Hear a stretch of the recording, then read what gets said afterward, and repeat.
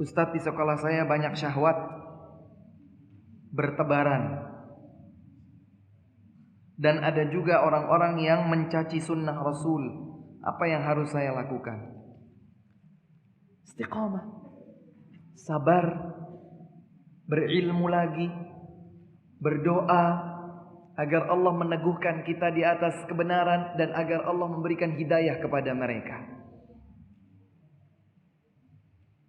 Sebetulnya syahwat itu bertebaran tidak hanya di sekolah seseorang, di mana-mana, tidak harus sebuah sekolah. Bahkan di kamar kita, di rumah kita, di tempat kita bermain, mungkin saja syahwat itu memanggil. Makanya tadi, salah satu di antara yang dapat menghalangi istiqamah adalah kerancuan syubhat, bisikan syahwat, dan mengikuti orang-orang kafir dan kaum fasik. Jadi saya harus bagaimana Ustaz? Jaga jarak dengan mereka.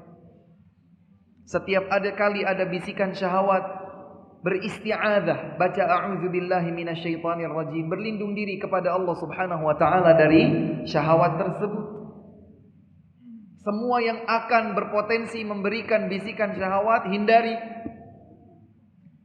Ustaz, saya ini muda, saya sudah bersyahwat bersama pasangan, bersama lawan jenis saya, tapi saya masih sekolah.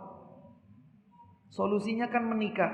Subhanallah, mudah-mudahan suatu saat nanti, sampai pun di negeri ini, tidak dipersulit seseorang yang sudah terpanggil dengan panggilan kebutuhan biologis untuk tetap menikah meskipun dia masih sekolah.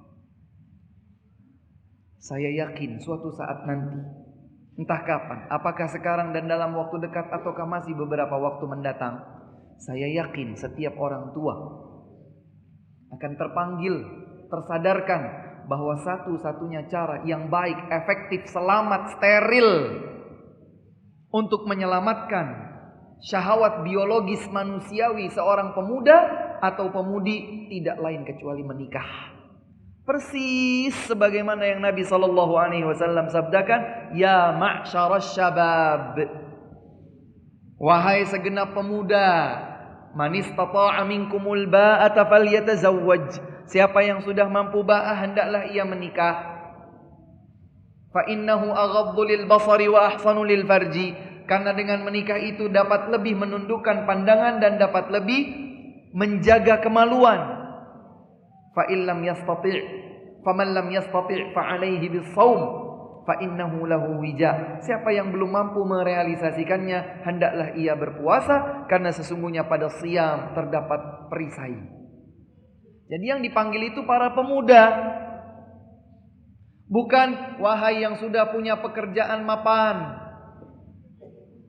menikahlah, enggak. Wahai yang sudah punya tempat tinggal sendiri, sudah punya kendaraan sendiri, menikahlah, tidak. Tapi para pemuda dan syabab, usia syabab dimulai dari usia akil baligh. Seorang laki-laki mungkin sekitar usia 13-14 tahun, seorang wanita pada saat ia haid.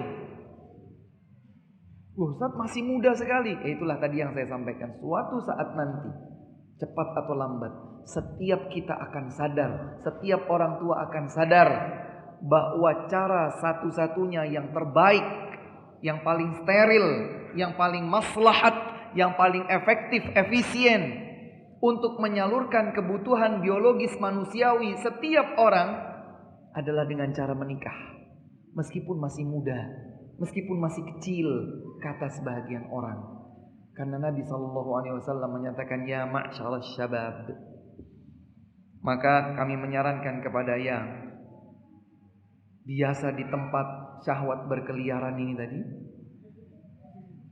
untuk menjaga diri, menundukkan pandangan, berpuasa, menghindar dari kumpulan-kumpulan syahwat, berpuasa, berdoa kepada Allah Subhanahu wa taala agar diselamatkan dari fitnah syahwat. Wallahu taala a'lamu bis-shawab.